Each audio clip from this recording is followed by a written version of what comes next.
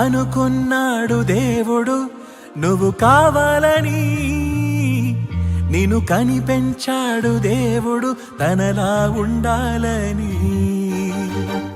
అనుకున్నాడు దేవుడు నువ్వు రావాలని, నిన్ను పుట్టించాడు దేవుడు తనతో ఉంటావని. కష్టమైనా సహిస్తాడు, జగములైనా సృజిస్తాడు, ప్రేమతో నిన్ను కన్నాడు నువ్వు దాటిపోవద్దని. బాధనైనా భరిస్తాడు, యుగములైనా నిరీక్షిస్తాడు, యేసునే వదులుకున్నాడు నిన్ను వదులుకోలేనని. అనుకున్నాడు దేవుడు నువ్వు కావాలని, నిన్ను కనిపెంచాడు దేవుడు తనలా ఉండాలని. అనుకున్నాడు దేవుడు నువ్వు రావాలని, నిన్ను పుట్టించాడు దేవుడు తనతో ఉంటావని.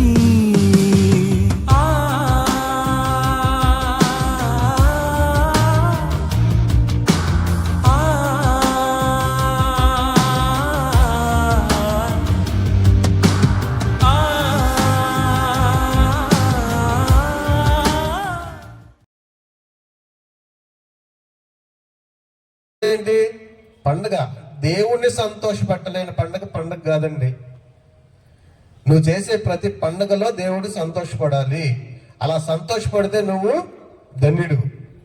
లేదు నా కుటుంబమే సంతోషపడుతుంది, నేనే సంతోషపడతానంటే అది వ్యర్థమైపోతుంది. అది కొన్నాళ్ళకే, నీ ఆనందం కొన్ని దినాలే. అందుకే మీరు పండుగలను దుఃఖ దినాలుగా చేస్తానన్నాడు. ఒకనాడు ఇశ్రాయేలీయులకు ఇచ్చిన పండుగలే, వాళ్ళకి ఎన్నో పండుగలను ఇచ్చాడు. ఇచ్చిన ఆయనే తీసేస్తానన్నాడు. ఇప్పుడు మనం ఎందుకు, మనకి ఏం పండుగలు ఉన్నాయి? ఏం పండుగలు ఉన్నాయండి మనకి? సువార్తను ప్రకటించడమే పండుగ. సువార్తను ప్రకటించడమే పండుగ. ఆ వాక్యాన్ని అనేకలను మార్చడమే పండుగ నీకు. ఆ పండుగలోనే దేవుడు సంతోషిస్తాడు. అందుకే చూడండి, లోకస్వార్త 15వ అధ్యాయం 7వ వచనం ఏముంది?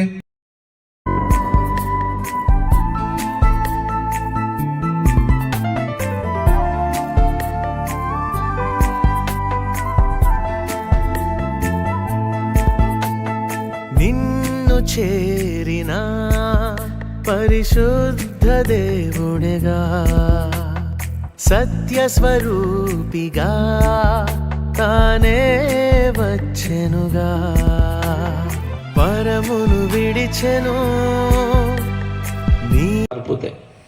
అక్కడక్కడ కొద్దిమంది పిల్లలు తండ్రి మిమ్మల్ని ఆనంద పెట్టే పిల్లలు కనపడ్డారు. మీ బాధను వారి బాధగా పంచుకొని మీ పక్షాన నిలబడి మీ కొరకు వాక్యం చెప్పి అనేక మంది పాపుల జీవితాలను మార్చి మీ బాధను తగ్గించిన నీతిమంతులను మీ పిల్లల ముందు పెట్టారు. వాళ్ళు మీరు నమ్మారు అని చెప్పాను. మీరు నమ్మేంతగా మీ జీవితాలు ఘనంగా దేవుడికి కనపడాలి అని కూడా చెప్పారు. ఈ మాటలన్నీ ఫలించుటకు కృప చేయండి. అందరినీ పేరు పేరున జ్ఞాపకం చేసుకోండి. అలాగే తండ్రి, వేదిక మీదకి విచ్చేసిన దైవజనులు వారిని జ్ఞాపకం చేసుకుని వారి సంఘాలను దీవించండి, వారి పరిచయలను దీవించండి. మీ సేవలో ఉంటున్న మీ బిడ్డలకు తండ్రి మంచి ఆరోగ్యాలు అనుగ్రహించండి. రేపటి దినం చివరి దినం మరింత మంది మీ వాక్యం కొరకు వచ్చి ఇలాంటి కలిసెను, సత్యములో నడిపెను, ప్రేమతో తండ్రిని విడిచెను, నీతో ఉండెను, నీతిని నేర్పెను, ప్రేమతో తానే నీకై అన్నై అన్ని సదా విడిచెనులే, ప్రేమతో ప్రేమతో